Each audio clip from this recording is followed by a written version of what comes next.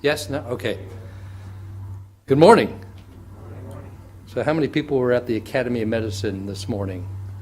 For no one? We saved ourselves for this. Really? Well, I was there for a little while. It was interesting. It talked about blind spots and leadership, and we all have blind spots, either in our personal lives, professional lives. It was pretty intriguing, but can't be in two places at the same time. So just out of curiosity, how many people have been at Georgia Tech less than 5 years? Show of hands. How many people more than 5 years? How many people are alums of Georgia Tech? A few. How many people have kids or parents who went to Georgia Tech? Wow, very nice. Well, that has absolutely nothing to do with what I'm talking about this morning. So what I'm going to do, is, as Rick said, is sort of give an overview of sort of where we've been, where we are, where we're going. And it'll give everybody a little snapshot. You know, what's always, I've always appreciated is that when I'm out in my community and people talk about Georgia Tech, it's nice for me to be able to know what they're talking about. So for all of you that are here, you'll have a little bit of insight about all of this so that when your neighbor comes up to you and says, well, I heard about this CODA building in Tech Square or your library, you'll know a little bit more about that than you did before you came here. So I like to start with this image, of the campus when it was in the 20s. And the reason I do that is, all the buildings were red brick, which was, from indigenous red clay in Georgia. We had the football athletic field that was baseball, track, and football all in the same piece of dirt.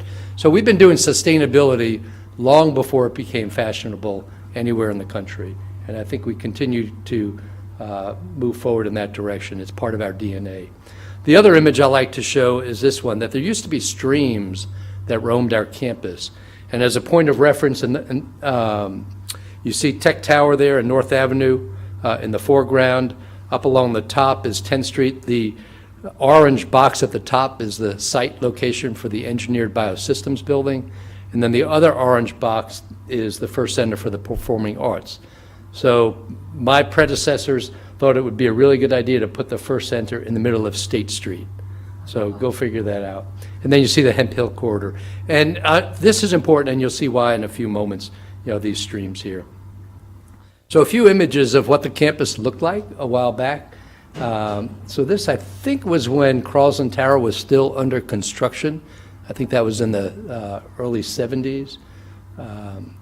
You can see Midtown and Tech Square. You see the 5th Street Bridge. Looks a little bit different, sort of little one-story warehouse kind of buildings over there. And then this is the campus, I think in the around 2000. So it's before Clough Commons is built. You see the library there. You see Skiles in the foreground. The High Tower Textile Engineering Building that was demolished in the early 2000s, and then we developed Tech Green. And you see a lot of asphalt and surface parking lots. And this is that same view. So I think this was from Coca-Cola, and I sent that image to a friend of mine who works at Coke. I said, can you take a picture from your building? And so she did, and I said, well, that's pretty good. And so you see a vastly different campus environment, a lot of green space. The asphalt is gone, which is really nice. And I said, well, how'd you take this picture? Because I thought she'd just do it with her iPhone. And if you look at the upper left-hand corner, that's from one of their many security cameras on their building. So there are a lot of eyes on our campus. And then this, just by the age of the cars, maybe the late 70s, perhaps. So our parking enforcement was not nearly as good as it is today. Our construction safety has improved drastically. I can't really point with the laser on this thing, but you have to the students have to walk around the construction equipment. So shortly after the Olympics in 1996, there was a campus master plan, and at that point in time, we had about 7.5 million square feet of space, and we had about 13,000 students on our campus. And in 2004, we did an update to that campus master plan, and it projected out 10 years to 2014, and it anticipated that we would be a little bit north of 15 million square feet and about 22,000 students or so. And you can see, sort of hard to see with the screen lines there, but our projections were pretty accurate. We did a snapshot at the end of last year, so we were about 23,000 square feet, a little bit north of 15 million, 23,000 students, a little bit north of 15 million square feet. So our appetite for space has been pretty robust all of these years. And if you were to take, a 5-year window, our growth, so we've averaged over 400,000 gross square feet per year, and that's the collective portfolio. If you were to take a 5-year window, that's larger than many private liberal arts colleges in the United States. But with that growth and development has been our research expenditures. So if you build it, they will come. I think Wayne Clough really sort of helped move the needle to help Georgia Tech become a real player as a research university in the country and in the world. But it's also important that we protect our cultural heritage. We have a campus historic preservation plan. We were the first campus in the Board of Regents system to do that. And then we updated it in 2009 or 10, I forget what year that was, because it's really important to preserve these assets. And all of the buildings that you see on the right there, so the old civil engineering, the Hinman Building, Stevens C. Hall, they were all renovated in the past 6 or 8 years. They're all LEED Gold. Everybody know what LEED is? Leadership in Energy and Environmental Design. So it's sort of a sustainability metric that's sort of a national and international rating system. So, it is important, when we renew the library, which you saw, some of you may have seen the construction fencing going up, we will be over 2 million square feet of renovated facilities on our campus during the same window of time.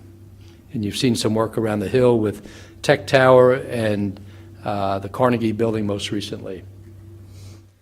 One of the unique things about Georgia Tech, I came here, so I came from private practice, I'm an architect, and just about every campus has a campus master plan. Very few have a standalone landscape master plan that really focuses on the human and ecological landscape, and not so much the space between the buildings, but creating places between the buildings so that people can occupy those places. And I think that's really important. And another key component with this ecological landscape is this green donut that you see that we call the Eco Commons. So there are 2 basins of campus, and the upper portion along the top of the campus there and up towards Campus Recreation Center is Basin A. And we've done some work there, and you see little blue squiggly lines. And so those are those streams that were once on campus, then they got buried. And now our goal is to visually expose those streams so they become educational, research, and recreational amenities to the campus community. And we're also trying to increase our tree canopy. We did a GIS survey, I think 2.5 years ago. We have over 12,000 trees on our campus. Our landscape services folks do a magnificent job maintaining the campus environment, and there are lots of compliments that come to the campus through prospective students and alums about how beautiful the campus is, and in large part that has to do with the people who have to operate and maintain our 400 acres. So here's the first phase of the Eco Commons. This is behind the Marcus Nanotechnology Building right by the State Street parking deck. So it's this engineered waterway, and after a rain event, this is what it looks like. Obviously we haven't had many rain events recently because of the drought, but I don't think, I don't anticipate students coming to campus with kayaks or canoes, but it is a really nice feature that the water will stay there, and eventually we'll have a low portion on campus behind the president's house that will be a reservoir and a pond that will be a steady state of water there. A number of years ago, we were doing some cisterns on campus related to buildings. We had one for the Klaus College of Computing, and the strategy was how much did we want to spend and what sort of capacity did we want, and there really wasn't sort of a master plan perspective to that. So we developed a cistern master plan. We have about 40 or 50 cisterns on campus now. About half the area of campus that's irrigated is irrigated with harvested water from these cisterns, including all of our athletic fields. And then the other thing that we did, we developed, we're beginning to develop networks and regional cisterns. So on the bottom right image, you see a big hole there. And that's the cistern in Tech Green, which is 1.4 million gallons. I think it's the largest cistern on a university campus that I'm aware of. And it captures water from about a 16-acre basin. And then that water is used to irrigate in and around Tech Green. It provides the irrigation for the roof on Clough Commons. It provides gray water for flushing the toilets in Clough Commons, which saves about 6,500 gallons of potable water per day. And it also is the water source for the Campanile fountain. But the situation that we're in today and the situation that happened several years ago, when there's a drought, the water source in those cisterns is compromised. So we developed a stormwater master plan that would sort of be a little more resilient in our ability to meet some of these needs of not using potable water or not using potable water for non-potable needs. So you see here this red horseshoe in the middle, and that's a blackwater reclamation facility. So we did a stormwater master plan, and then we did a blackwater feasibility study. And the notion is that we would capture water from our combined sewer systems, we would treat it on site, and then use that water, in this particular case, to feed the 10th Street chiller plant, which would save about 50 million gallons of potable water per year, which is pretty significant. And if you think about, if you read the papers or listen to the news, they actually report once in a while on the water wars in Georgia, Alabama, and Florida when they're not reporting about politics. And so we have an obligation as our own sort of ecosystem and eco-environment to really make a difference and hopefully share some of this with the city leaders and state leaders so that collectively we could begin to make a difference. And there's actually an app that the Digital Building Lab, which is part of the Imagine Lab, developed called an Eco Tour. You can download this app for free. So this shows the cistern. It has little moving parts and it's pretty cool. And but this is at the cistern at Tech Green, and you see how the water goes up Clough Commons and irrigates and does things. So it's a pretty dynamic app. So feel free to download this, and it captures various areas on campus, and we're continuing to develop this app. And what's kind of neat is the students are using our campus as a living learning laboratory by developing apps like this within their classroom and research opportunities that are presented to them. The other thing that I think is fairly unique is we have a bicycle master plan. How many of you have heard of the Bicycle Infrastructure Improvement Committee? Anybody? So a few people. So it's a fairly unique helmet in the back. Thanks, Art. It's a fairly unique committee in that it's chaired or has been chaired by students, but it has students, faculty, and staff on this committee. And it was through dialogue with the students and this committee that Georgia Tech developed a bicycle master plan. What we saw a number of years ago was a significant rise in bicycle ridership on campus when gas prices went up to $4 a gallon. And at that time we did sharrows and bike lanes and added more bike racks, but it's more reactionary. So now we sort of have a roadmap that will help guide us as we plan our campus and develop this infrastructure. I put this map together a couple of years ago just to sort of take a snapshot of what we've been doing from a sustainability point of view. And we have almost 3 million square feet of LEED certified space. We have about 2.5 million gallons of cistern capacity. On North Avenue Apartments by the interstate, there's a little demonstration wind turbine up there that sort of spins around when it's really windy. I think we ought to just plug it in and make it just spin all the time. But I set up this metric of about 128 LEED square feet per student.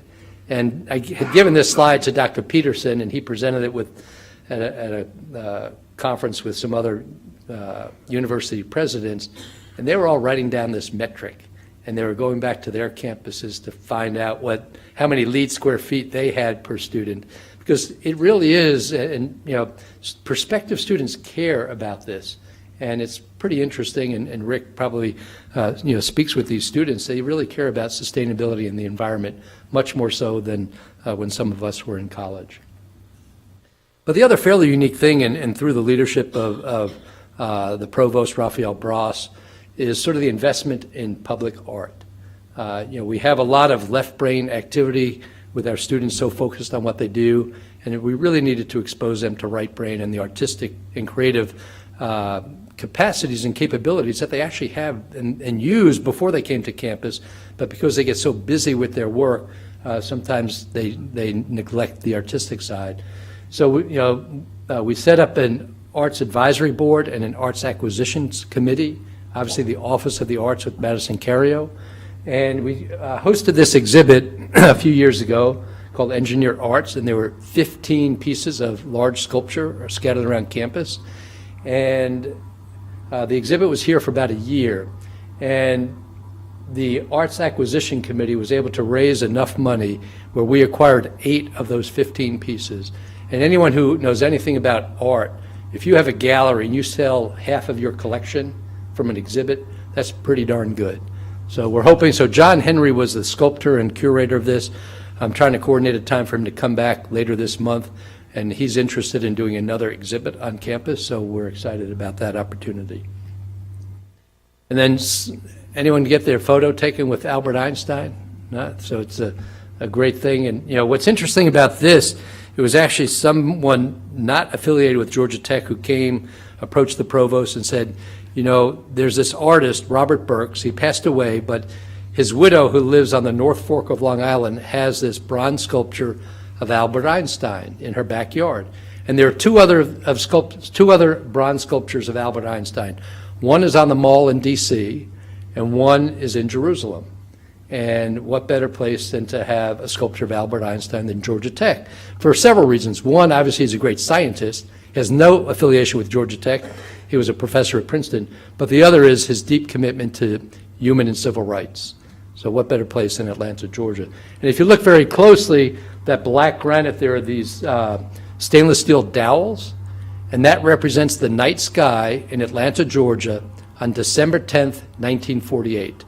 So does anyone know the significance of that date? December 10th, 1948. Israel? No? Declaration of Human Rights signed by the United Nations. I don't have any prizes for anyone for getting it right. Sorry, Arthur, but that's great. So we actually had a physics professor in the College of Sciences help us calculate what the night sky was on that date. So sort of this interaction between the campus and faculty is sort of neat. So here we were, so there's Raphael Bras, and we were doing the mock-up and looking at that, and one of my colleagues in my office, Jason Gregory, took this picture, and I actually thought my bald spot was the size of a quarter until I saw this picture. But I think a quarter is smaller than that. So, but I'm okay with it. And then the Pianos for Peace project, which I thought was magnificent. These students, they just come out there and play. And I couldn't help but pause and listen and take a picture. And it really engaged the students, and people would listen. And it sort of, we have a lot of conversations on our campus about mental health and stress and suicide prevention. And I think, the arts can play a big part in helping manage some of that stress relief. Clough Commons, has everyone been on the roof of Clough Commons? Anyone not been on the roof? Don't raise your hand. All right. Magnificent building. It really has transformed the center of campus. It's the academic home for our undergraduates. Biology, chemistry, science, earth and atmospheric science and physics. All the introductory classes are in there for that. There are about 38 classrooms in the building, all the academic support and tutoring for our students. So to me, it's sort of, the one-room schoolhouse on steroids. It's connected to the library on several floors, and then the library manages the space. Beautiful rooftop garden. We experimented with AstroTurf and bean bags. A few years ago, there were no beans left in the bags. They were just little pancakes, and the students were using them as blankets. So it was very cozy for them. I'm not quite sure where all these students were before we built this building, but they're here, and it's pretty magnificent. And then some of you may recall those that were here a few years ago when the internship was filmed on campus, and they transformed Clough Commons and several other buildings on campus into the Google headquarters. And if you look really close at the last scene, there's a little cameo by me. So me and Rose Byrne there. So, don't want to see that again? We do a lot of work in collaboration with the development office, and we sort of touch all aspects. John and Joyce Cadell. John Cadell was a graduate of the School of Building Construction, was very generous, and wanted to renovate the School of Building Construction. This building has had, those of you who have been here for a long time know that this building has had several lives. It was a rifle range for the ROTC and other things. And this is what it looks like today. And what was sort of neat about this design solution, so that glass wall faces east. So you have the morning sun and glare. And rather than addressing that with sunscreens on the face of the building, they did this overhang projection that not only shaded the glass, but at certain times of the day shades the sidewalk. And when your bald spot's bigger than a quarter, that's really important. And there you can see one of the pieces of sculpture that we acquired. And then there's a big flex space in that room now, in that building. Right now, we're actually hosting the Santiago Calatrava exhibit. If you haven't been there, I highly encourage you. So Santiago Calatrava is an artist, a structural engineer, and an architect. Georgia Tech gave him an honorary degree in 2013. And some of you may be familiar with his work as the designer of the transit station at the World Trade Center site in downtown Manhattan. He designed the Arts Museum in Milwaukee. He designed a university building in Lakeland, Florida. But he's designed some incredible bridges. So there are 13 models that are on display, and then a big video wall. And so if you go on, if you Google Calatrava Georgia Tech, it's actually it's on space.godtech/Calatrava is the website. It'll show the hours that is open, and it's free and open to the public. And I really encourage you to go there, tell your students and faculty who you interact with to go check it out. It's really quite magnificent. So this is the Briarcliff campus of Emory University. We collaborated with them to do a library service center. And so here's the building. This was completed last year, and we moved most of our collections out of our library, and they will be housed here permanently. And you can see on the bottom left how the collections are stacked and stored. So rather than being stored by Dewey Decimal, where it's just by topic, these are stored by size. So if you look at the shelves, there's about 1 inch from the top of a book to the underside of the next shelf. So it's really high density. It's all, when we have man-aboard lifts that will retrieve those collections. So if you or your colleagues need a book, you go online, order it, you will have it tomorrow. It'll be delivered to you. The other added benefit is that everybody at Georgia Tech now has full access to Emory's collection, which is very complementary to the Georgia Tech collection. And the library staff has done a remarkable job of sort of sifting through the collections and see where there was overlap, and then they sort of get rid of the cruddiest, most worn out book. So to continue on with the library, I know it's near and dear to a few people's heart in the room here. So you see Carlson Tower on the right, which is a big old warehouse in the center of campus with very few windows, and Price Gilbert. So this was the library in the 1950s. It was on the edge of campus at the time. Very modern building, considering what's on the Hill District today, and so very different. And that was the front door on the bottom left, a little dark window there. So this is what it looks like today. This is what it looked like in 1973. And this is what it looked like in 2013, 40 years later. So we have the same spindly trees, although they're new, different trees. There's been a fountain that's come and gone during this time period, and all of that will change very soon. So the idea is to peel away the brick on Carlson Tower, and we're moving the collections out, and you'll see some of the data here in just a moment. So the library as it exists today has one way in and one way out. Now it will be like many other buildings that we have on campus where you have multiple points of entry and egress. And then we'll cut some holes in the floor to create two-story spaces and communicating stairs, hopefully encourage people to walk rather than ride the elevators. We're going to redo the bridge to make it more transparent as you walk down Cherry Street. If you think about that Cherry Street corridor, it goes all the way down through the two architecture buildings and all the way to the biotech quad. We'll open up an entry coming up Bobby Dodd Way. And then when you come up that entrance, I think the experiment that we did with Clough Commons with the amphitheater-style seating has been extraordinarily successful, so we'll do the same here. And here you see some of the data. So, we'll double the number of seats in the building, and we'll reduce our energy consumption by 2/3, which is pretty significant. A few other projects I'll just sort of walk you through. The Engineered Biosystems building. If you haven't been there, I'd encourage you to go there. There's a Highland Bakery at the ground floor. There's a 100-seat seminar room there. It's really quite magnificent. And this was sort of the outcome of a white paper that the dean from the College of Sciences and the dean from the College of Engineering co-authored. And they identified 6 or 7 thematically based research neighborhoods so that you'd have engineers and scientists co-locating in a laboratory and their offices co-located so that they can try to solve some of the great issues of our time.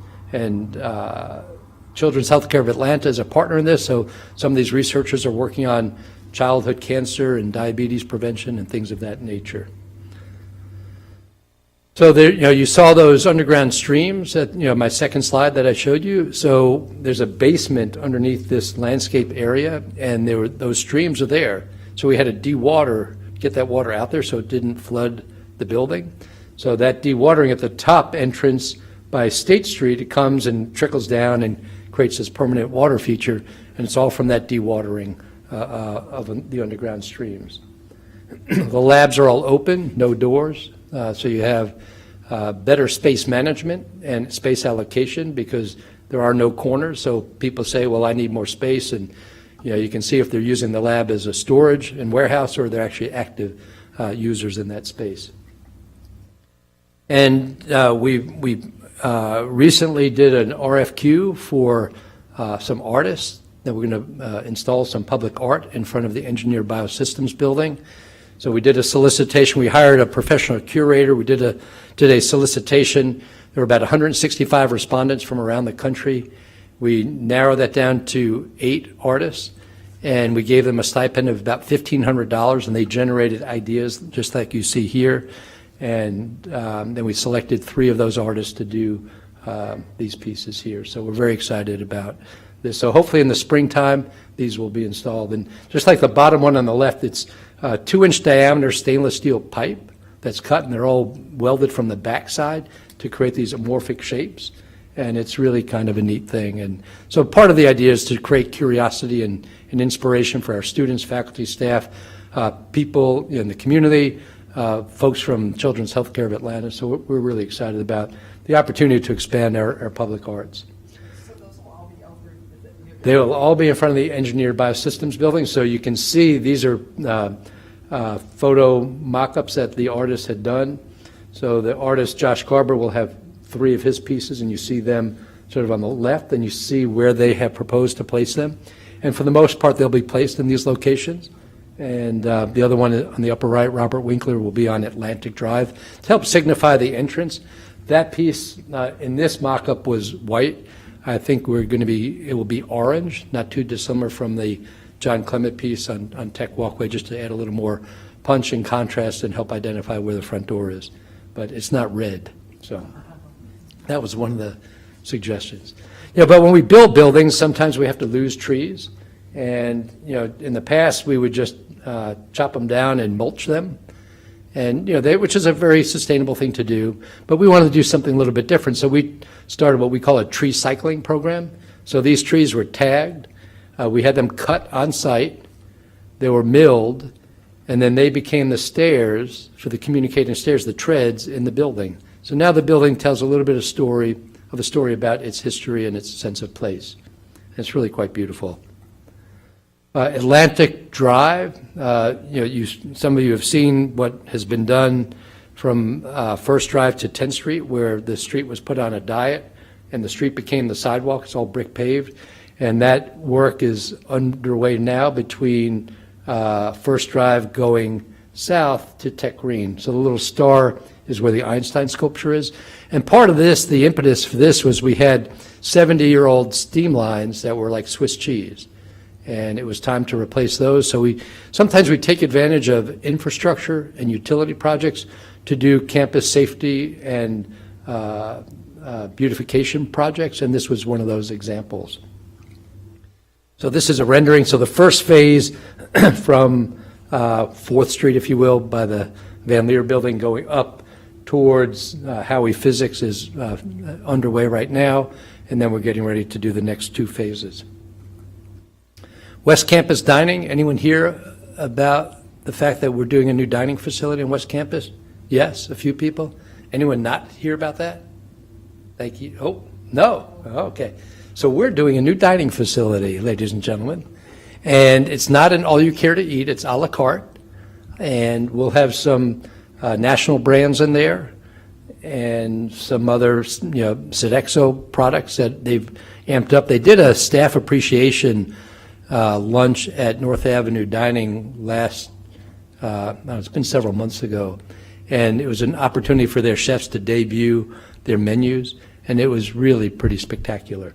But there'll also be, in addition to the dining, there'll be classrooms in here and classrooms for the School of Music, so some specially designed rooms, but also centrally scheduled rooms, so that if you're teaching a G2 1000 class, you might want to do that here, at 10 or 11 o'clock in the morning or 4 or 5 in the evening, so then people can have the opportunity to eat and dine here.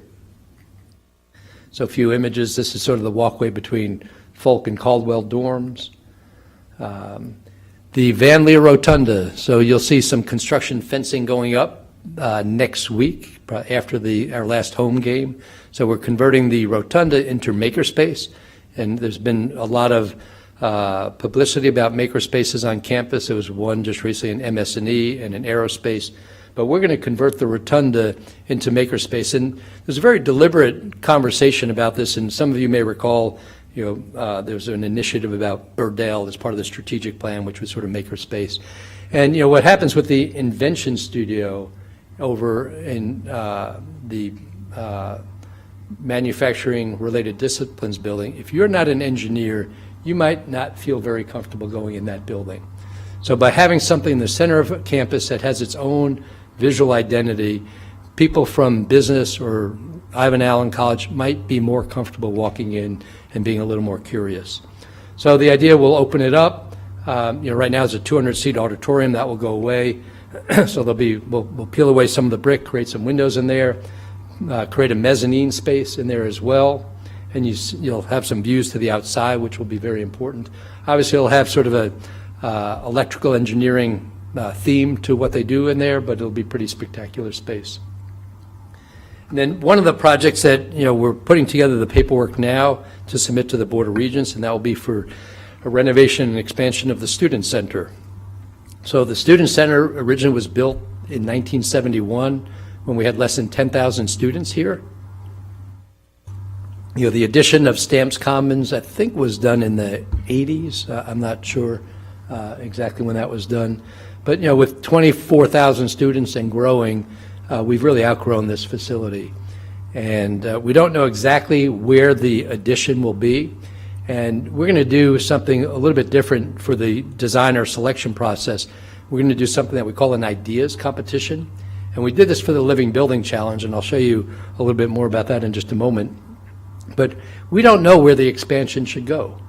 So rather than hiring one design team and let them sort of work the problem, in essence, we're going to hire 3 teams. We'll give them a stipend and let them conceptualize to come up, leverage their creativity to see what makes sense. And if there's sort of, if they all come up with a similar idea, then that will make a decision for us a little bit easier. And that's what happened with the Living Building Challenge. There was some consensus between the 3 teams, and it helped inform us about things that we need to consider. But it also brought to light ideas that maybe the teams that weren't selected made us aware of that we could then transport over and share with the team that we did select. So that's very exciting.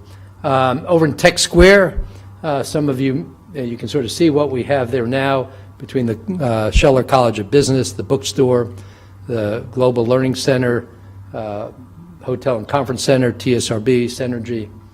And there are future phases that are planned. Tech Square Phase 2, commonly known as CODA, the High Performance Computing.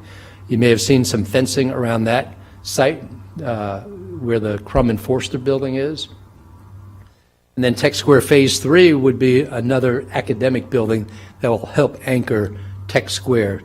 So that, again, I think one of the game changers to me for Tech Square, in addition to the buildings, was really the 5th Street Bridge. That really made a seamless connection between our core main campus and the Tech Square campus.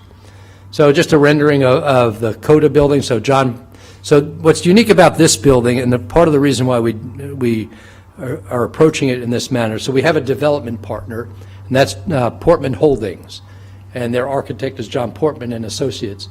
And Georgia Tech will lease 300,000 square feet in this building, and then we will move our high-performance computing facilities from the Rich building to this building right here. But what we get a lot of calls where industry partners want to be in and around Tech Square. They want to be near our students. They want to be near our faculty. They want to be near our campus. And many of our buildings, because of the way they're funded with general obligation bonds and taxpayer money, we cannot have industry partners in those buildings. So by having a development partner, this allows those industry partners to come in and be co-located with Georgia Tech folks, whether they're on the same floor, a different floor, or maybe they're hoteling within Georgia Tech space. So that will be complete in about 2.5 years, and we'll start moving folks in. And again, there's a faculty group that's shepherding this effort, trying to identify those research neighborhoods. And not all of those neighborhoods will reside in this building. Some will reside in backfill space that will be left when people relocate. Howard, can I ask you a question about, I guess, this whole corridor and really that slide that preceded this one? You talk a lot about like traffic and flow and walkability. So with 3rd Street and that tunnel, I know there was an article written not too long ago that kind of discussed that a little bit. Just the idea that we want our students to be and that this is going to create more density. I'm just curious, do you feel like this all kind of ties together with the themes of where we're headed with connectivity? So yes and no. So you see 2 other red dashed boxes on either side of the 3rd Street tunnel, and this diagram was done a number of years ago. We were hoping that whether we developed it or someone else did, that we would be able to control the tunnel. The larger vision was that I had was we build a deck that would replace Peter's parking deck, and then Peter's parking deck can be repurposed to more park than parking, and then laminate a building to that. That didn't happen. There's a new development that's happening there that Sea League Enterprises is doing called The Standard.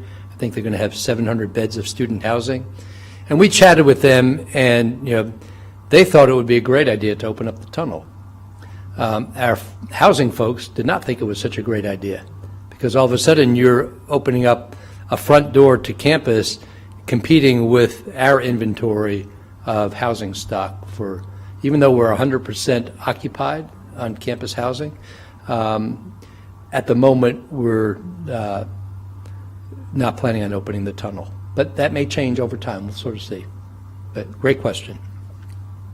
Because the other part is, there's still safety and security concerns, and the city of Atlanta really would need to step up their game to make sure that there's a comfort level from our students and their parents that it's a safe pathway at 7 o'clock in the wintertime when it's dark outside. So, living building at Georgia Tech. Has anyone not heard of this? Wow, that's good. You guys stop. Oh, some people. So the living building, it's a highly sustainable building where it has to be net positive energy, net positive water. It has to use materials that are called red list free. So there are a lot of building materials and products, just the carpet and the seats and the fabric of these chairs and the plastic that may be manufactured using chemicals, known chemicals that are carcinogenic. So either in the manufacturing or the installation or perhaps the demolition and deconstruction of that. So the intent is to be red list free, and so part of it is advocacy to the building and manufacturing industry. And we had a donor called the Candida Fund, which is a philanthropic organization, and they were looking for a partner in Atlanta. So there are 11 living buildings in the United States, either in the Pacific Northwest or the Northeast, where humidity and air conditioning aren't really required. And the donor really wanted to see if we can do this in Atlanta and in our climate zone. And they thought Georgia Tech would be a great partner, given the types of colleges that we have here in the intellectual capital, and that we deliver projects pretty regularly. So they gave us $30 million, which was really great. And Candida's goal is to make what we do here replicable, not so much designing the exact same building, but there may be ideas about red list materials or net positive water or net positive energy or beauty, whatever it might be, that other building owners in this climate zone can then take and apply to their projects. So, the metaphor of a living building is a flower. So what would nature do? So it's a regenerative process. It's not what is less bad, but what is regenerative, and that's very important. And beauty is a big part of that. So this partnership, with Candida. So some of you, the lead donor behind Candida came out as a result of this project, and she was Arthur Blank's first wife. So they have about a $600 million endowment that they're hoping to spend down in the next 8 to 10 years. This was their largest single gift that they had ever made, and they support the arts, the environment, and education. And they just thought Georgia Tech would be a great partner. So we want to transform the industry, and we've developed some great partners in this process, and a lot of engagement with community and the city of Atlanta. There will be folks from public policy here that will help. We will need their assistance to help advocate for changes in zoning laws, or do some pilot projects to allow this to happen. In Seattle, they set up a pilot program to allow 12 living buildings, so that to help streamline the permitting process and other activities, and experiment with certain things, particularly related to water and hygiene. So what we did, I mentioned about the ideas competition. So we had 17 respondents to an RFQ from around the country. We narrowed that down to 5. We interviewed those 5 and narrowed that down to 3. We gave each of these three teams $35,000 as a stipend to generate ideas. And through this ideas competition, we went to their office. We had 2 touch point workshops, once in January, once in February, and then the final interviews were in March. And what was pretty unique about this project, not only were senior administrators and campus folks involved, we had students and faculty and representatives from Candida engaged in this process, and from South Face as well. And you'll see a little bit more of that in a moment. But there are 7 petals, so again, the metaphor of the flower, and 20 imperatives that we must meet to get full certification. So where will this be located? We identified a swath of land between, right off of First Drive, between Hemphill and State. So you see that in the black circle there. And so we did put together this development plan, and there are a series of things that will need to happen. We're in the process of designing a new campus safety facility at the corner of 10th and Hemphill, where the church is currently located. So that church will come down. We're working with the Life Cycle Building Center here in Atlanta, where they take old building materials and try to repurpose them or sell them at a discount so that other building owners can use those. The police station will come down. There's a little house there that will come down. There's about 600 surface parking spaces there. We'll build a new parking deck to accommodate that parking, and then the living building will be at the corner of State and First Drive.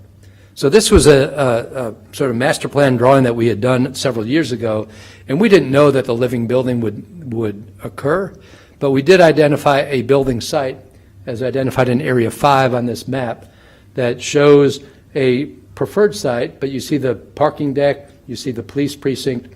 You see the engineered biosystems building in the upper right. You see that water reservoir that I talked about, that pond.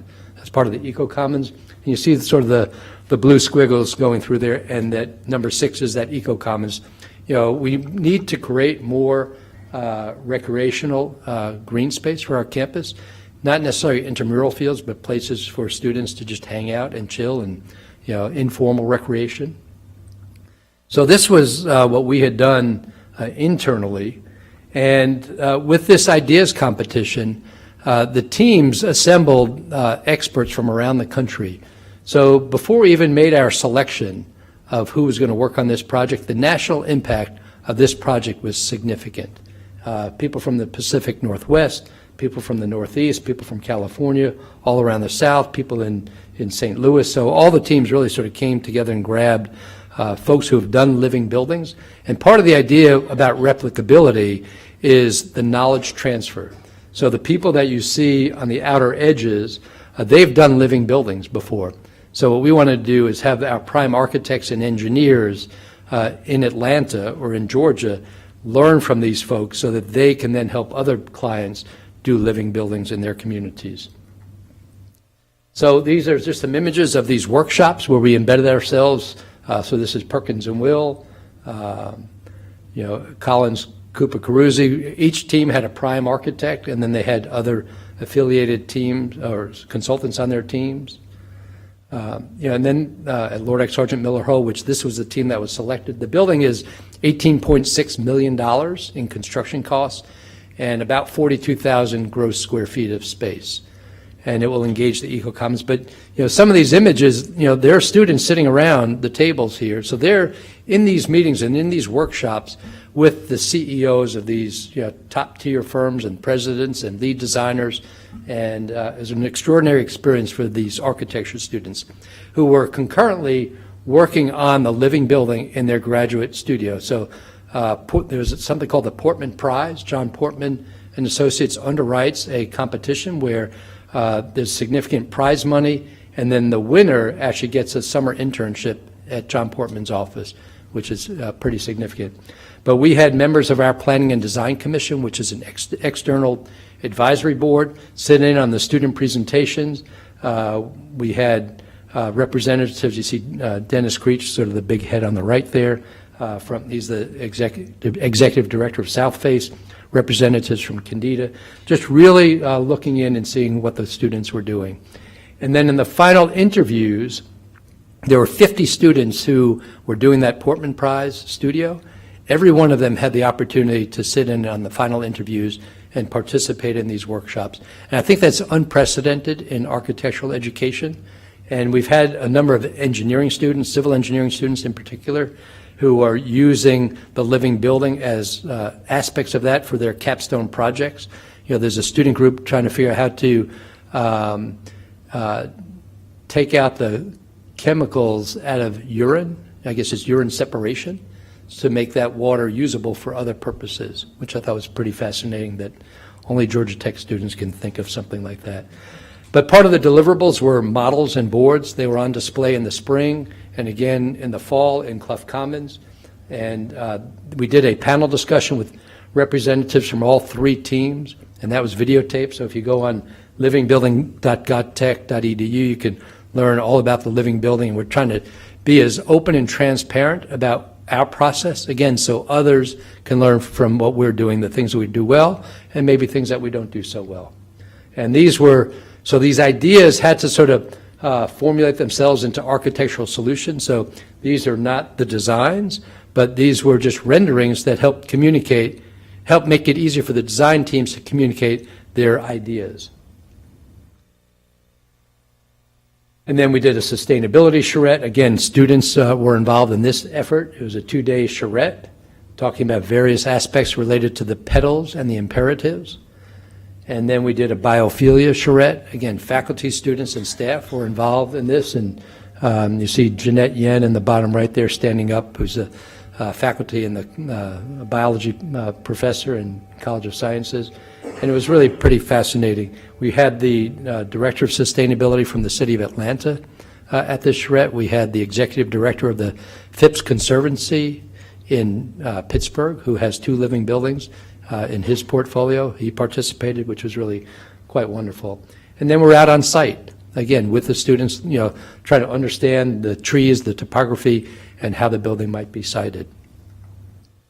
So this is, the most recent sort of integrated plan. You see on the bottom right that is the living building footprint, and there's indoor, outdoor spaces. You see little blue areas, and that's some of the water that we're capturing from condensate and rainwater, and then the integration into the eco-commons, which will all be universally accessible.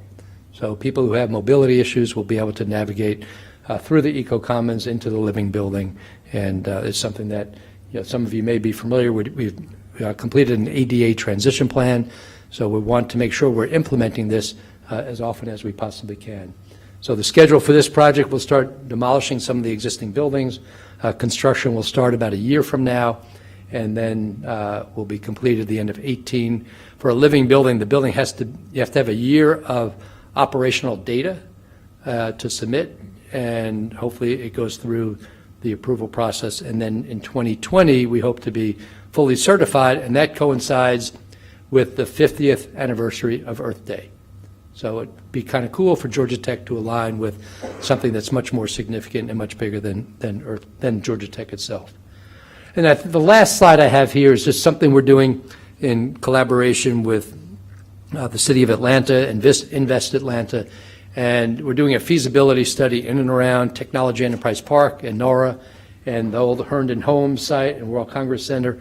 So there's a feasibility study that's underway. There are actually some students that did the same effort in city and regional planning. That really was a wonderful launching point for the professionals that we hired to do this work. So it will be, so I think, so we got some funding to do this. So it's not Georgia Tech funds, but we're sort of overseeing this entire effort. And it's really to think about the transformation that Tech Square had on Midtown. This West Midtown and this area has long been neglected, although there are aspects of West Midtown that are pretty cool and hip. But this area really needs some attention, and we hope to be able to participate in a meaningful way. So that's our 400 acres. That's my rock pile. I chip away at it every day, and it doesn't seem to get much smaller, but we have a lot of opportunities out there. And with that, I'll be happy to answer any and all questions you have. Yes? Sure. So the question was about Tech Parkway. So we have partnered with the Path Foundation, which is a nonprofit that builds bike paths and bike lanes through the city and through the region. And so Tech Parkway is being put on a diet. So previously it was 4 lanes of traffic. So we're going to take one side of that 4-lane divided highway, if you will, and it will be 2-way traffic. There's single lane in each direction, still have on-street parking, and then the other swath of asphalt will be dedicated bike lanes and sidewalks. And the idea is it's going to connect from Northside Drive to North Avenue as this phase. The next phase, the Path Foundation is going to take it from, excuse me, from North Avenue down Lucky Street all the way to Centennial Olympic Park. Good. Currently, what you can drive on, is that ultimately going to be the bike park and what's closed right now? Yeah, so the inboard lanes will be for cars, and the outboard lanes will be for bikes and peds. I just drove on it yesterday. They're still sort of doing the switch over, and we also improved the sidewalks there. We'll probably take away the fencing the fencing really doesn't serve much of a purpose, particularly when we have Georgia Tech folks parking there or living in, M Street apartments or whatever, have these obstacles is really unnecessary. So we're working with campus police to figure out, what our strategy will be for that. Driving on this route is the footprint of, right? Correct. Because it's awfully narrow. Yes. Everybody that's driving on it's going over like me with double yellow because it's just too narrow. So you're driving slower? No. You're not? Over Well, you can't see the, it's worse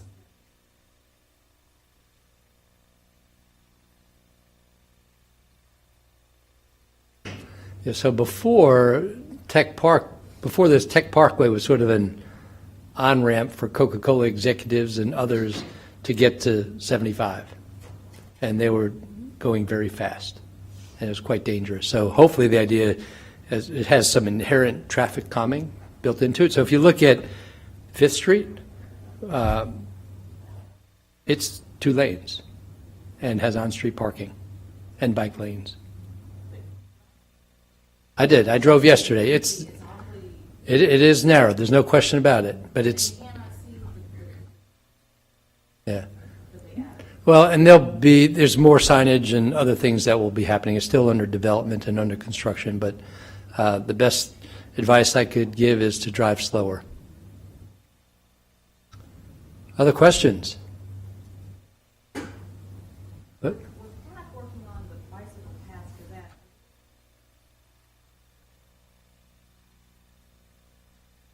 Miles maybe having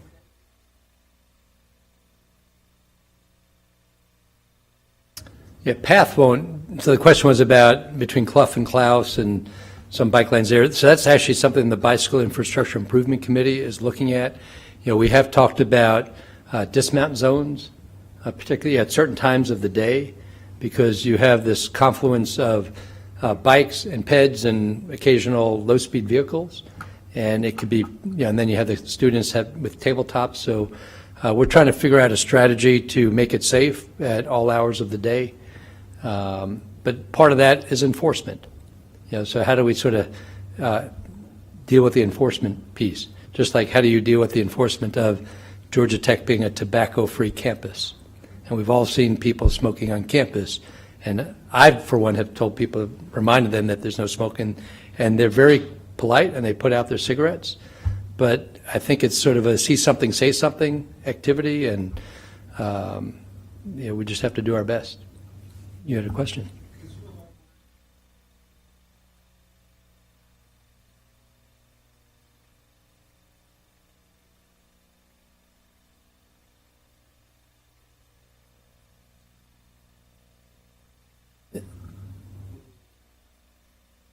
Any insight on that? Sure. You want the skinny on it. So what's happening? So the church will come down. We'll build about a 30,000, 35,000 square foot building on that site. Probably 2 stories is what we're looking at right now. There's some topography there. There'll be parking right behind the building and a little bit under for campus safety folks, as well as for visitors who have to do business at the campus safety facility. But the vast majority of the surface parking area will be relocated into a new parking structure. We're calling the Dolney Street deck. And the Dolney Street deck that you saw, and I'll just sort of go back to the master plan drawing right here.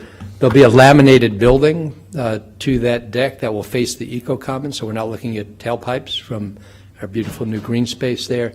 And we'll probably move, we're still trying to figure out who will move in there, but we have maybe folks from the Research Administration Building, which they're tremendously overcrowded, that they would relocate here, be closer to their constituency in the biotech quad in the research area, and then we'll backfill the building that they're located in on 10th and Hemphill.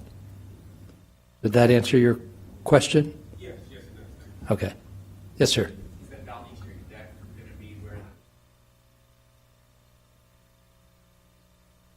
Correct. So there's a whole bunch of asphalt. Let me go back one. So you can, you see all that gray area around those red circles? That's all surface parking. And number 4 is the locations. That's an existing surface parking lot there. And that will become the structured parking deck. And so if you look at this image and compare this to the first few images I showed of campus, from 2000 and 2015, from the Coca-Cola view, where you saw all of this asphalt and surface parking and the transformation to green space, that will be happening here. So in the next 3 years, hopefully we'll be able to button up this part of campus and really create a wonderful support system and amenities. Lights, traffic lights, or stop signs on campus. My question is 5th Street, yep. T-Mobile. Yep. Because we're in Tech Square, and it's more and more traffic is very heavy. Yeah. So that's City of Atlanta, and, you know, I've always had a problem the next block up at Spring and Fifth, that if you know, there are people trying to turn all the time, and they get a green light at the same time the pedestrians get a green light. If there was a 20-second or 30-second countdown pause, let the pedestrians cross, and then people can make their left or right turns depending what direction they're coming from. So I lobbied pretty hard with Midtown Alliance to do that. They're still trying to get their lights synchronized, so they're having a hard time, but they're working on that process.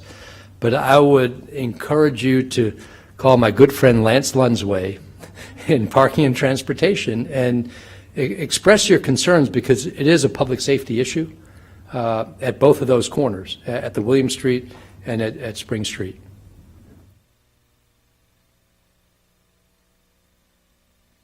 The three-way stop in front of the police station at Hemp Hill and First Drive, well, all of that's being reconstructed, and hopefully when that's all done, it will be a little more civilized there.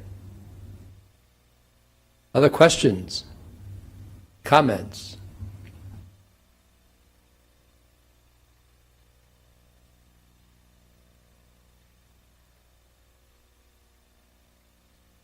Seem to be going up over there.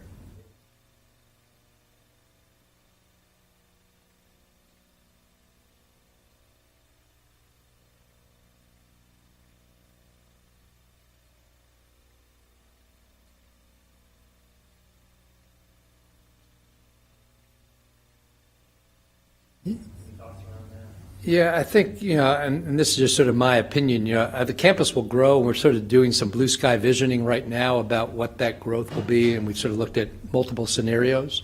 You know, if we sort of grow the way we've grown the last 20 years, I think that's unsustainable.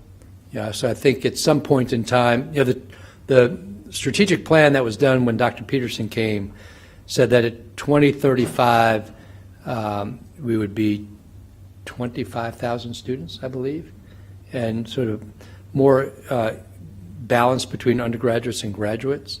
And I think where we have 15 undergraduates and 9 undergraduates, somewhere in that. And then you have, through the MOOCs, which was never envisioned when that strategic plan was done, we have several thousand students who don't reside on campus but are earning a degree at Georgia Tech. Yeah, I think in Midtown, you know, the developers are just building because they have access to money. You know, West Midtown, I met with some developers yesterday who are looking to do some student housing over in West Midtown near Howell Mill and Marietta Street. You know, we own a bunch of property, as you can see on this map, along Marietta Street, those blue boxes. It would really be nice to continue the fabric that's been developed by the Marietta Street apartments and up towards the brewery and the Optimist, and bring that stretch down to Marietta Street, and maybe Marietta Street becomes our southwestern edge of campus rather than First Drive. You know, we have several layers of asphalt. We have First Drive, we have Tech Parkway, and Marietta Street / North Avenue. And it just seems that, you know, Marietta Street could be a really good edge. And if we sort of create an urban edge environment where it puts people out on the streets and bike lanes and on-street parking, it could really be a wonderful amenity to our campus community to be able to take advantage of the resources and amenities that are over in West Midtown. So we'll see. You know, time will tell. It's a, you know, we have a lot of ambitions and limited time and limited money. So. Will you please join me in thanking Howard for being with us? Thank you.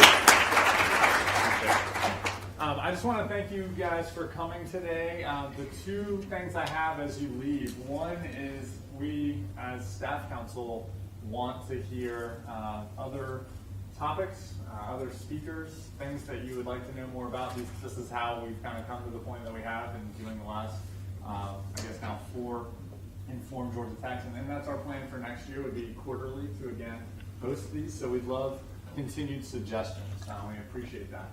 The last thing is on December 7th at 3, we'll be having the second annual Freshman First event. And I know several of you were there last year, but basically replicating sort of the Yellow Jacket Alley experience that our football players get for our freshman students. And faculty, staff, and upperclassmen in particular are encouraged to come down there, line that sidewalk, and just sort of cheer on the freshmen as they come down through Yellow Jacket Alley. The entire event is about 30 minutes long. We'll have free food down there for the students and anyone who comes. So Chick-fil-A and Waffle House are going to, again, support this. President Peterson and others will be making some brief remarks. But we'd love to have you there. We'd love to have your fellow staff members and colleagues and as many students as you can get to come participate. This is a campus-wide event. The entire community is encouraged to be there. And again, it's December 7th at 3. We'll be following up and working with the Whistle and the Technique and others to continue to get the word out, but we appreciate your help as well. Otherwise, thank you guys for coming and have a great day. Thank you all for coming. Hopefully you learned a little bit more over this last hour than you knew before you came here. So tell your friends. Thanks, it was great. Thank you. Enjoyed it a lot. Good. Well, and for you as an info person, thank you. Okay. Thank you. All right. All right.